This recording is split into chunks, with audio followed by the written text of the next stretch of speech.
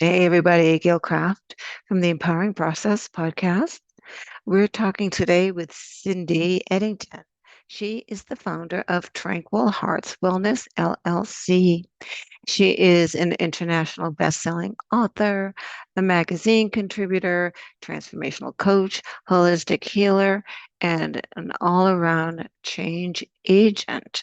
Let's see where this conversation goes when we talk about how to love herself fully.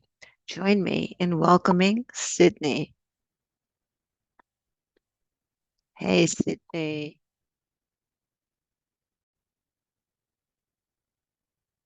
Hey, Cindy. Well, welcome, Cindy. How are you? Oh, I am just dandy. Thanks for Just inviting me here today. what I love about you is um, your ability to be raw and real and so much from the heart. Hmm. No matter what is going on, so much from the heart. Um, and for me, that only comes from navigating through pain ourselves, right? I know, believe me, I was not a compassionate chick at 21. I was not compassionate. Right? I really had to walk the coals and burn my feet many Yes, times to get yes. here, right? And so, um, what do you mean when you say that you had to learn to love yourself fully? And I say warts and all.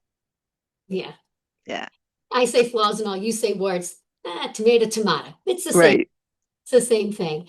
Um, yeah, so take me back in time. When I say that, it is because I never fully really did until probably, I want to say 6 years ago. I mean, it's been a long journey to like get to where I am right now. Um, and that just comes from family dynamics. You and I have talked a little bit about this in the past, family dynamics, right? And I had this limiting belief that in order to be loved, I had to be perfect. And Oh so my that came from lots of different messages.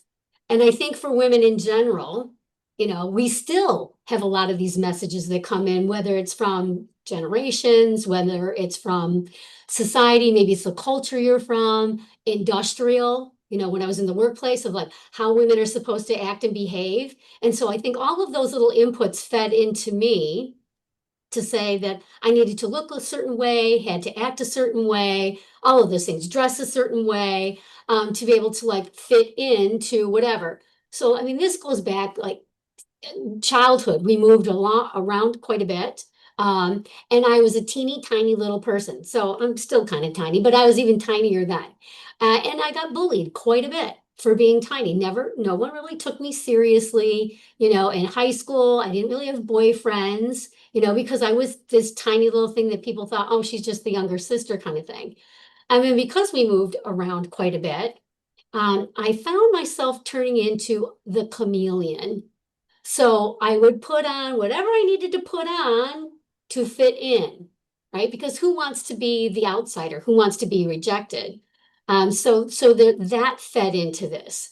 And then, I came from a household where, there was a lot of messaging that actually came from my dad.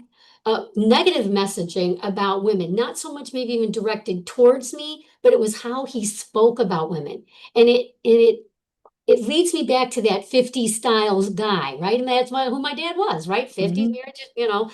And so there was a certain way that, and beliefs, if you will, of like how, again, men and women were supposed to act, whatever, blah, blah, blah.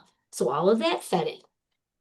Then I get married and I get divorced. And the first thing my father said to me was, "What did you do?" And so that really like solidified like all of these little inputs that I had been getting for years all came together. And I was like, oh my gosh, this is all my fault. So I like took it all so to heart. And I went into what I like to call uber perfectionism, like Ooh, uber, like to the in exponentially. I mean, it was ridiculous, Gail. I mean, you could have eaten off of my kitchen floors because I, you could eat off of mine. right, Yes. I right. would we talked about this, wash and wax every 2 weeks. Oh, Strip, wash, wax. me, it was every week on my Ah, hands and knees, hands and knees. yes. And this is at a time when I had an infant. I'm on my own and I have an infant. And this is how I'm acting and reacting. I was like, oh my gosh. I mean, it's like literally put your nose to the grindstone now, Cindy. You're being told, what are you crying for? Pull up your bootstraps, all of these things, these messages to say, hey, just do what you got to do. Shut up and do what you got to do. Okay. And again, all of these little inputs just kept feeding into the whole perfectionism.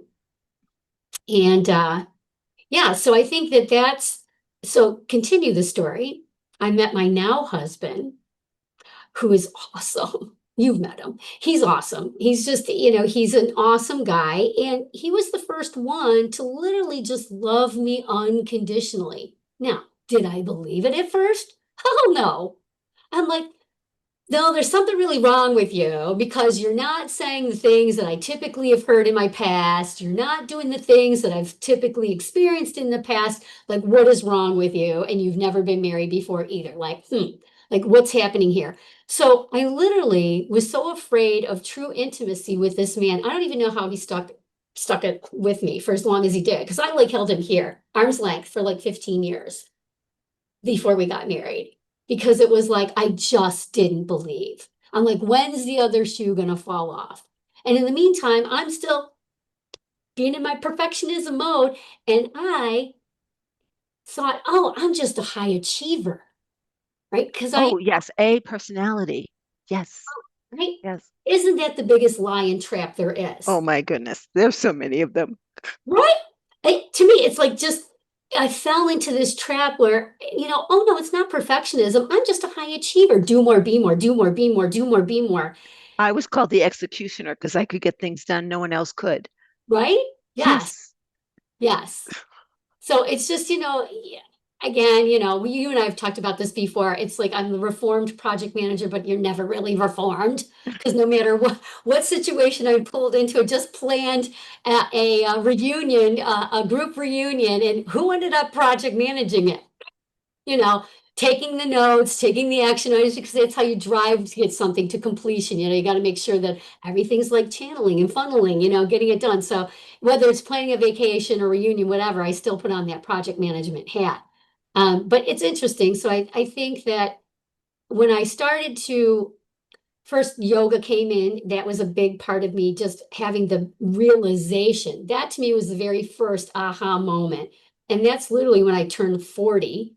Um, I just had this recognition after the first yoga class. It was a colleague of mine invited me in. It was a Kundalini class. And I'm like Miss Fitness, right? A plus plus. I'm teaching cardio kickboxing and I'm teaching athletic conditioning and I'm teaching all of these like high aerobic kind of classes.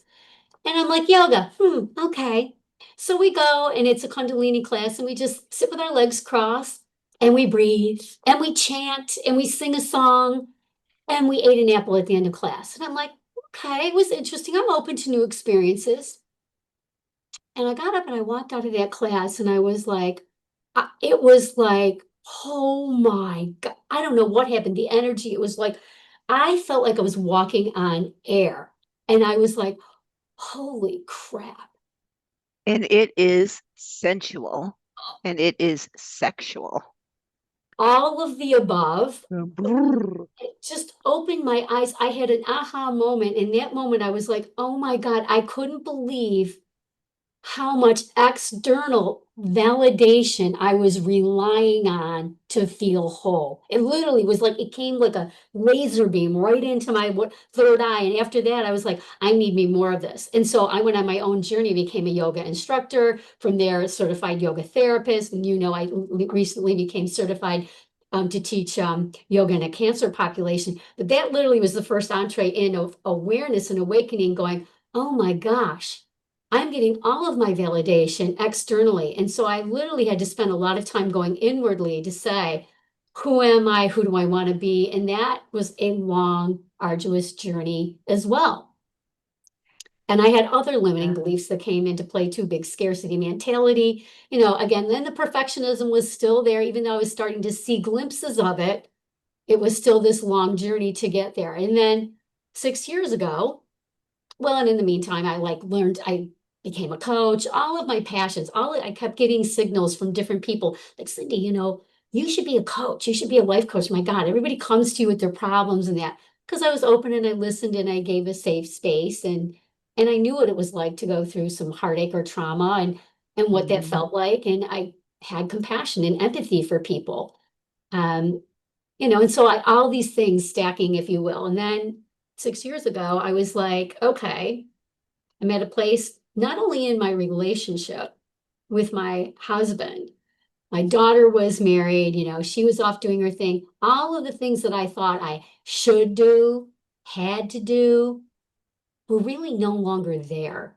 And, my husband was such a big support system. He's like, you just need to go and do and be who you want to go and do and be. And with that process, more learning came about. And I really opened up myself to say, okay, I really can love myself fully, flaws and on. I had to test it all the time. Am I okay if I look this way? Am I okay if I look that way? Am I okay if I gain 10 pounds? And I literally did some experiments to say, am I okay? Am I still, or am I going to look in the mirror and say, oh, you still look like crap? Because that was the big thing, the big facade. And so I had Right. to learn all of those things. And literally, again, 60, it turned 60, and that, again, big light bulb went off. And so I went into another coaching program, which was just amazing. And I'm going to give a plug for Margaret Lynch Ranieri because she was just awesome. And at the time was a really great mentor and went through her program and literally just opened me up even more to seeing more of the limiting beliefs that were still getting in my way and did a lot of work. And that was like a whole year of like dedicated deep dive. I left the full-time day gig finally. And so it was my time to literally just go really deep inside and figure out what the heck was going on. And so it was really great because she did a lot with EFT. That's when I became an EFT practitioner as well, because I thought that tool, it just dovetailed so beautifully into everything that I was doing in terms of yoga and meditation, and yet another tool, if you will, to like literally regulate emotions and literally do deeper dive into emotions or things that I felt that I was over that, you know what, really wasn't. The healing really, truly still wasn't there. And then 2 years ago, still things come up. And you and I did some work too of, dark night of the soul work as well, because I still had stuff popping up. I mean, I had a newer situation a couple years ago with my daughter that literally broke my heart again in a different way. And I had to like, ooh, okay, do some real soul searching with that too. And it's just still be able to like love myself, even though this was going on between her and I had to get to a place where it was like, okay, feel all the feels again. You got to feel all those feels and then literally go back to this. Because I do this a lot. I tap a lot and I'll go right to the collarbone point, and then I love it. I love it. And then I'll just tell myself, and you know what? I'm just going to give myself some love right now. Just going Mhm. to give myself some love right now. And I do that a lot right now, even with my mom. You know, um, that's where I still need to do a little bit of sitting in sadness right now because it's really difficult. She has just declined tremendously in the past 6 months and maybe even a little bit more. And, the memories going and dementia setting in, and there's just so much going on. And it's so sad to see her declining. At the same time, I'm seeing her in a completely different light, and I'm noticing even more. I didn't even realize how much more compassion I could have for her.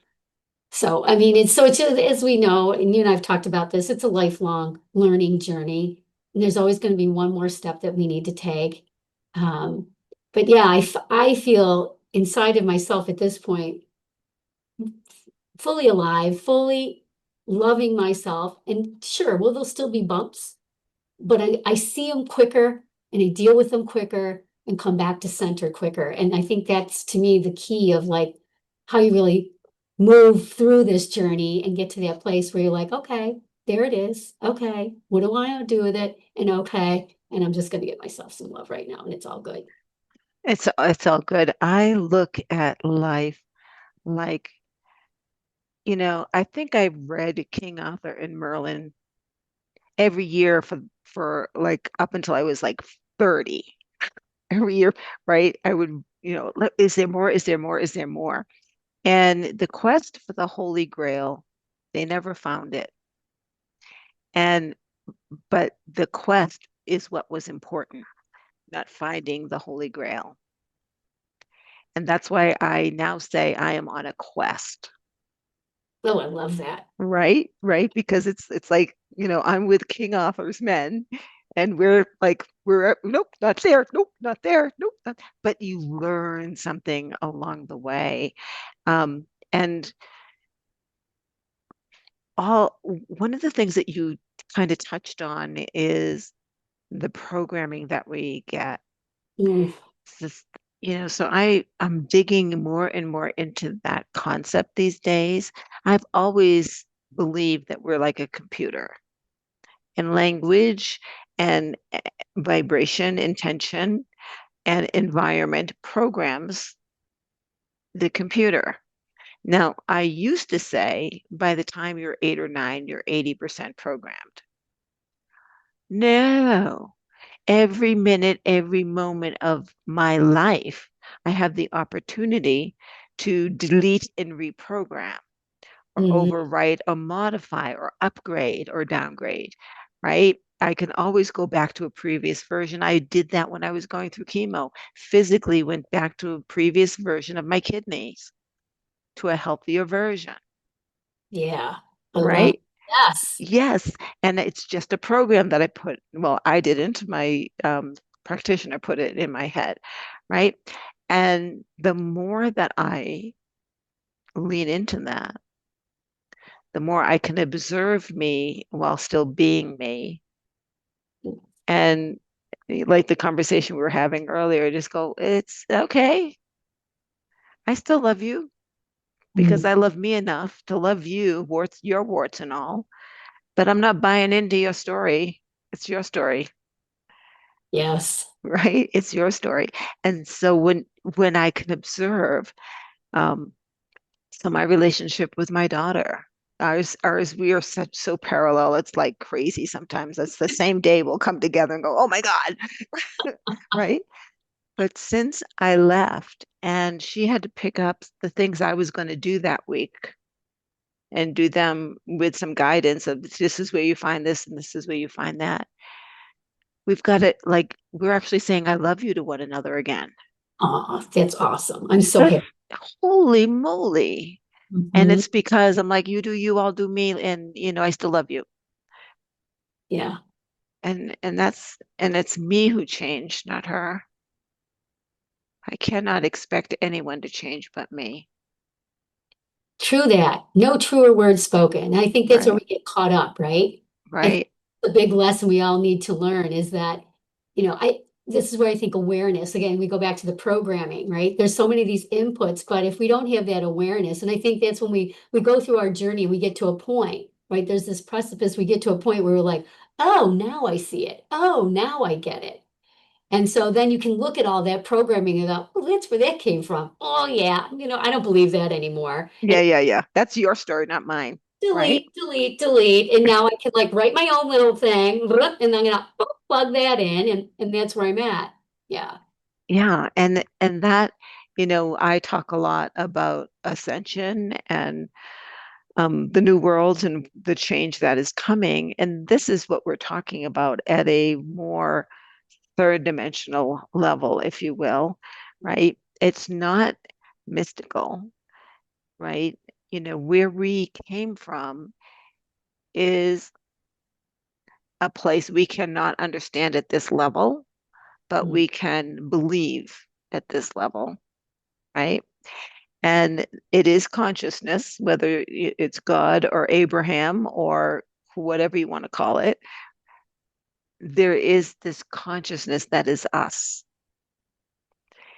And we came here and forgot all of that to be programmed in order to discover who we are. yeah, totally on board with that. Right? Right? Totally on board with that. Right?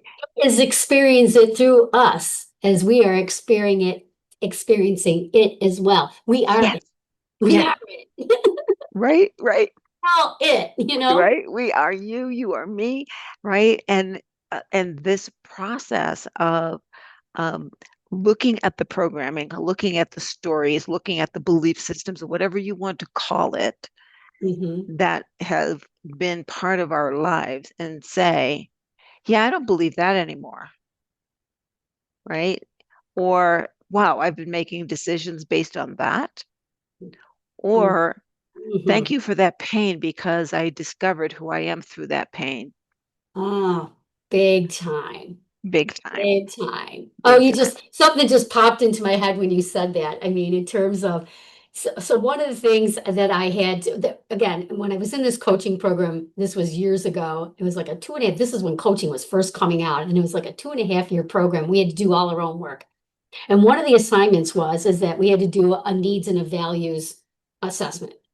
And we had to look at needs. And I'm not talking about food, water, shelter, clothing, that. This was like the needs that are driving your decisions. Like, what are the needs that are coming in that are kind of like getting in your way, right? So it could be, maybe it's something that you actually need to turn up, dial up, or something that you need to dial down. And the need that came up was the need to be liked. And the need to be liked was driving so much of my decisions that I had this big aha again of terms of how much power I gave away to other people. And in particular, men in positions of authority, right? So Yep. this high need to be liked. And it was like, holy tamale. Again, the awareness, you go, and I'm like, oh my gosh. And then you go back, where did that come from? It came from there. Oh, and it got reinforced there. Oh my God, and it got reinforced there. And you're like, oh yeah, that's out. And now I'm going to rewrite that whole little program that need literally needs to be turned down, right? That can't be driving all my decisions. That can't be driving, where my power goes. I need to be driving that, not this need, this underlying need. So again, I think going back to the programming, it's just amazing to me when you start to peel, I like to call it peeling back the layers of the onion, right? We got a lot, it stinks. There's a lot of crying that needs to happen, but boy, when we get down to the very center and you kind of cook it a little bit, it gets really nice and sweet. It can be sweet. Yes, yes. When you cook it a little bit, that's the dark night of the soul. And I'll take a moment to educate folks here about the difference between shadow work and the dark night, because a lot of shadow work is done during coaching, right? And shadow work is you break apart, you cry, you discover these things about yourself, um, and then you put yourself back together. But it's the same pieces. You put yourself back together stronger, which is good, but you put yourself back together with the same belief systems, the same needs, right? So you may dial down, but you still have that need, right? Where the next phase, when you head to the dark night and you fall apart, you look at that need and you say, I don't want you at all. Mm-hmm. I want you instead. So you create a different you. And after you've gone through it, I mean, you can go through it many times, but it gets faster and faster. And now I look forward to, you've seen me say, hello, darkness, my old friend, right? I'm with you on that, right? Because Yeah, it's always the next step, yeah, right? 'Cause you're absolutely right. I think that's so spot on. It's iterative, right? It's iterative. Especially when we're here in this 3D, experience, I think it's going to be constantly iterative, iterative, iterative. I know it's been multiple times for me of, okay, what's the next best version of me? And there are times when I'm really looking forward to like, okay, I'm ready for something. Come on, what is it? What do I need? yep, Like, what's the dump it. what needs to happen next for me to like do a little bit more in terms of ascension here? So I find what you're saying really interesting and spot on. Yeah, it really I go on my little road trips, and this time it's a road trip to who knows when it ends, or where it ends, or if it ends. Um, I'm making it up as I go, which is hilarious. I'm going to Albuquerque next, and it wasn't on my list, but like, yeah, I think I'll head down to Albuquerque, call some people, see what I want to, experience when I get down there. And it's where I'm being called, where I in where I'm being called. Like I went to Zion because someone had said, go to Zion, and so I went to there's a bunch of different places you could stop. I stopped at the first and rode around, and it was beautiful. I'm like, yeah, but Zion's not calling to me right now, but I'll be back, just not right now. And so I left, right? Because I'll be back.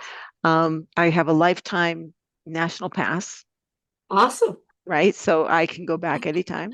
I can go to any of them anytime. And I'll be hitting a lot of them just to experience. And I feel for me, not for everybody, connecting in this way to Gaia is important because I've been not connected for so long. Mm, I've not even been literally in my body completely for so long. And that consciousness is calling to me. interesting. Yes, I think so. I think so. And so this is what happens when you go through the changes that Cindy is talking about. It's not mystical, but what happens is magical. Oh, yes, I love that. Yeah, So spot on.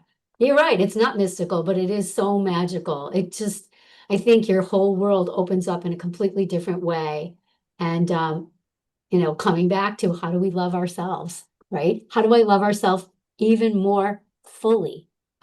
Each one of these things I think opens up. Not only that, I think that I believe that when we get into that place that there's no judgment. We don't really judge others anymore. And we can really just, as you were saying before, I accept you for who you are, no matter what. It's all good. I love you for whoever you are, no matter what. It can be with like this, from the divine perspective, I may not get along with you all the time, and that's okay. right, And I might not even like you. I'm even going to go that far. I might not even really like you, but that's okay. I can still love you from the divine perspective, right. as a fellow soul that's on your own journey, learning your own lesson, and that's okay too. We might not jive, and that's okay. And that is what is so important is the ability to look at people from a divine perspective and, call it godly and, say what you want about our conversation, but to have that unattached but loving perspective, that's what compassion is. Mm. Unattached but loving, right? And observe your pain. When I was talking about my sister, which I'm not going to go into here, I see her pain. I see her dependencies. I see her programming. And I think it's not my job to change that. She has to change it herself. And if she doesn't want to, none of my business, Yep. right? Now, it would be my business if she came to me knowing what I do and have said, I am not capable of going through this alone. None of us should go through any of this alone. Yeah. Still would not help her because just like I wouldn't help my daughter, you have to go to someone other than me because of our relationship. Mm-hmm. But I will connect you with someone else. And my daughter, and this is going to be aired, too bad, actually said to me yesterday, the day before we were talking, Mom, I just think I am always angry and I don't know why. Mm. What have I been saying? And I said, well, honey, you will need someone to help you with that and be careful and be sure you find someone who's good. But I think it is something you can explore. Yeah. And so, what did I learn from that? That if I shut up and step back and let people walk their own path, they come to the conclusion they're supposed to come to without my interference. Mm. Oh. Oh. Oh, yes. Miss type A controlling personality. We had to learn that ourselves several times. Yep, in many ways, in Yeah. many ways. And so the help that I give is to just be a mirror, Hmm. right? The help that I give as a guide is, here's some tools, but just to be a mirror, just Yes. to be a mirror and to bring to your attention where you're hanging on or where you're deflecting, right? And it's okay if you want to continue to hanging on, but I'm telling you, you're hanging on and you're Yes. deflecting. And we're excellent at fooling ourselves with deflection, Oh boy, aren't we? Yes, we are. right? I think that's where we really need to like work with somebody else that actually can be the mirror. I mean, it's interesting you say that. I mean, there's one of the clients that I work with right now. You know, that's exactly what's happening, right? It's the deflect, deflect, deflect, and it's like, and I'm just gonna wait here in the wings until you're ready. It's not for me to push an agenda, right? Right, We're not agenda pushers. You know, as a coach, even I'm not an agenda pusher. I'm here to, as you say, listen, give you a safe space, see where let you know where I see the disconnect. So you said this and you said this. Which one is it? And let them think. Which one is it really for you? Right. right. And Or then is it somewhere in the middle? right, right. They get to choose but then it's the awareness, right? That's all we're doing is bringing awareness to them to say, what do you see? What do you want to do with that? You Right, know, and then they can choose him. And there's no judgment if like, well, I'm going to do this. Okay. And then I didn't do that. Well, that's okay too. They're not ready for that. I'm not going to say you weren't ready for it, but I'm going to say that's okay. What's your next best right, step?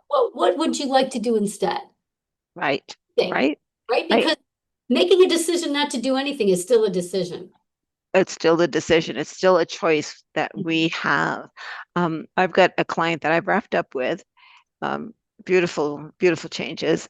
And I saw her before I left. I saw as many in my area as I could before leaving. And she said, "Oh, I'm starting to swirl again." Mm.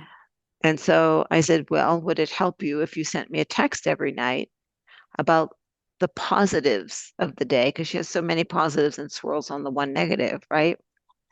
She said, "I can do that. It's just because we're not in coaching sessions anymore. I can read a text, right, and respond, right? I'm not going to do any coaching, but I'll respond with, that must have been awesome, or, great job, or something like that." And now she laughs at me. She says, "I send you this long, text about what goes on during the day. You send me three words." Right? Because I don't want to influence her, Right. It's right? still a journey. It's It's still, her journey. It's her journey. So, it doesn't end and backsliding happens, oh, doesn't it though? right? It's funny you say that because I tell my clients all the time, it's think of yourself as the old-fashioned albums. The grooves are deep depending on how long you've been on the planet, right? The grooves are really deep. So, to break the record completely and rewrite it and lay down new tracks sometimes can be difficult because, the grooves are really deep. And so it's easy to fall back or Right. swirl or go back to the old patterns because that's what we're used to. But it's all Yeah. about how do I see it quicker? Oh, that's happening again, darn it. But instead of beating ourselves up for it, right? Because I don't know, that's what I used to do. Is like when I first started, I was like, oh my God, I did it again. Ah, and then I Yes. shame Yes. and guilt When am I myself, going to learn? right? What's wrong with me? I'm broken. Yes, you're Should broken. shame guilt, should shame guilt. And then again, when you get to that point where you're like, you know, that's all right. And I'm just going to give myself some love right now because you see it quicker, right? Yeah. Crazy. Yeah. You see it quicker. You see it coming. So I love to use the analogy of when I decided to stop swearing, right? Oh, I was a gang kid. Every other word was F or shit or, every other word. And so I'm in a corporate setting and I am working with high-end agents, brokerage firms, Alexander and Alexander, national bigwig guys. I've got the big ones. and I'm blowing bubbles, chewing my gum and snapping it. And, You really were a pip, weren't you? oh my goodness. Oh my goodness. So I'm like, one of the agents, I had sent him a declining letter, and he came in and I was correct. I was right. So they backed me. So he came up to me, Arnold Jenks, I'll never forget the man. And he said, okay, I am going to show you how to find your own answers and not use the corporate shtick. Oh, And he did. He trained me. And at that moment, I realized that he realized I had a brain and that I would not be taken seriously if I continued to talk with a Dorchester accent and language that was guttural. And so I would say the word and it would be out here. Too late, gone, right. right? But I was aware, whereas before I wasn't. And then it was in my mouth, and you Mm, could hear me stutter for words other than that. Um, um, um, um, I was aware, and people knew that I was trying not. And so it's kind of funny.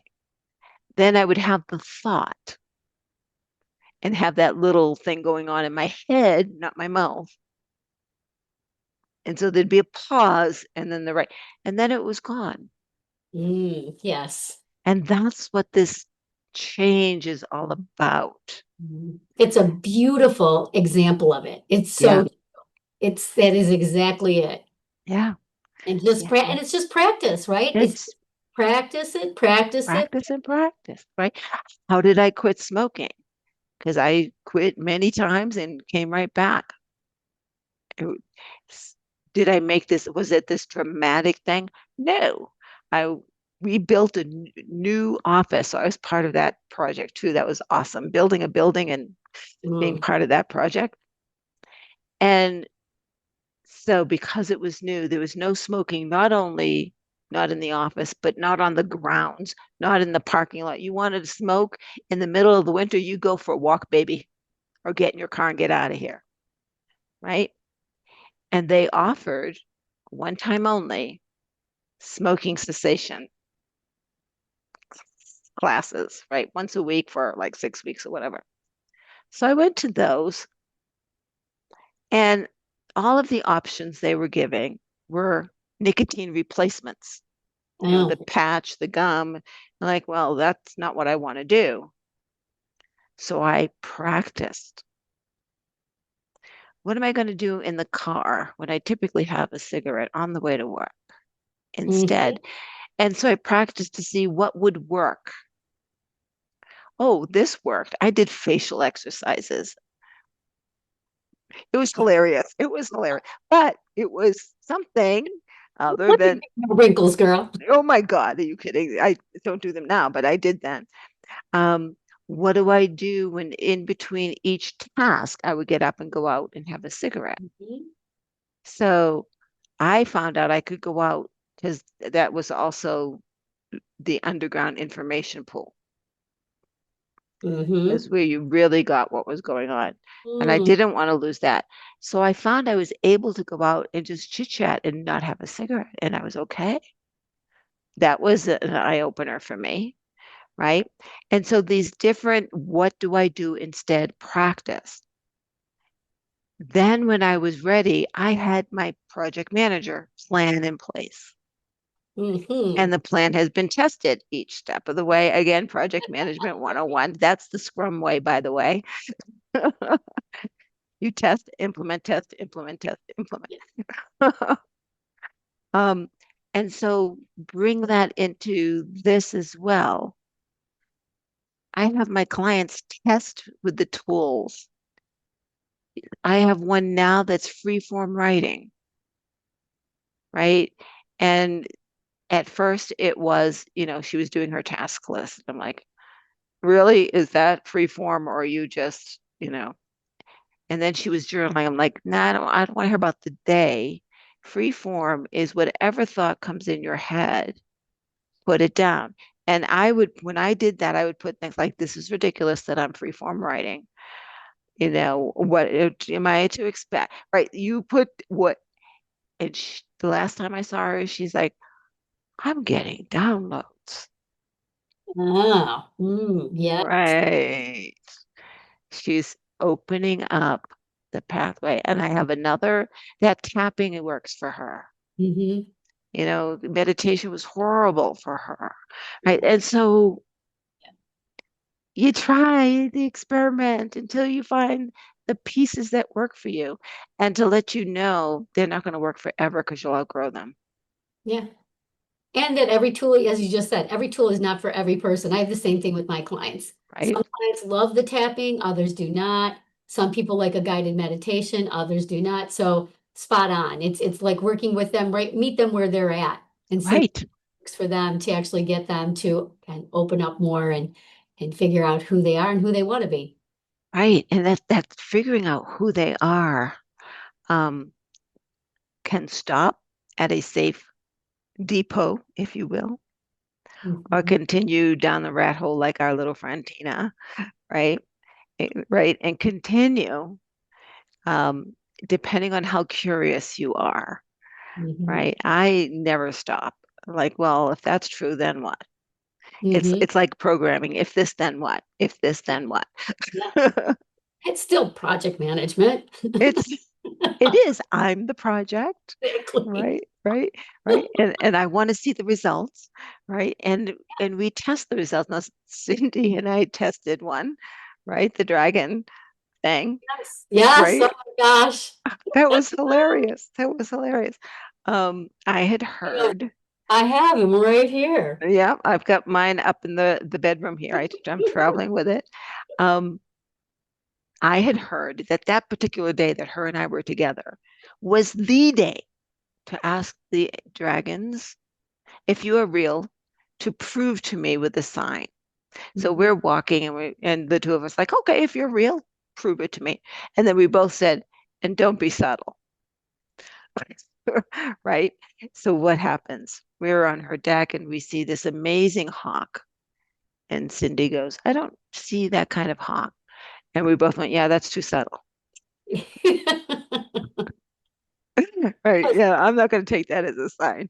And then she had some friends come over, some mutual friends, and one of them showed up with her husband has a 3D printer that he's playing with, and he made dragon eggs. Oh, Inside that egg is a baby dragon. What are the odds of her showing up that day? right. Right. So that is not subtle. Crazy. That is an in your face. Yeah, totally. Right. Love And it. so you can ask as you get to know yourself more. You can ask for information. You can ask about your genealogy. You can ask about, what is still holding you back. You can ask, how do I move forward? You can ask, who is God? You can ask anything. And when you have gone through the process of opening yourself up to infinite possibilities without judgment or fear, you will get the answers in a way that you'll never expect, but in a way that you cannot deny. Wholeheartedly agree. Yeah. Wholeheartedly agree. Yes. So if you would like to know more about Cindy, what she does, how she works with people, how would they get in touch with you? So the best place would probably, well, you can find out about me at my website. So it's www.tranquilheartwellness, all one word, .com, or you can email me at cindy@tranquilheartwellness.com. Just reach out. I've got free consultations, so somebody can, you can go right on my website and book a free consultation, or even just meet and greet. Even if you just want to have a coffee chat and just say, hey, here's who Yep. I am. Who are you? We can do it that way too. So yeah. Yep, that always works. And That information will be in the show notes. And as always, thank you for listening to the Empowering Process podcast. If you like this, give us a thumbs up. If you know someone who could learn from this, share it out. And as always, be sure to subscribe so you know when the next episode is available. Thank you so much, Cindy. Thank you for spending time with me today. It was a Thank you for pleasure. inviting me. Thank you so much. Bye-bye. Thank you for listening to the Empowering Process podcast. Be sure to visit Gail at gailcraft.com to learn more about how she serves thought leaders, entrepreneurs, and goal seekers. And remember, if you like this broadcast, be sure to share and subscribe so you don't miss an episode.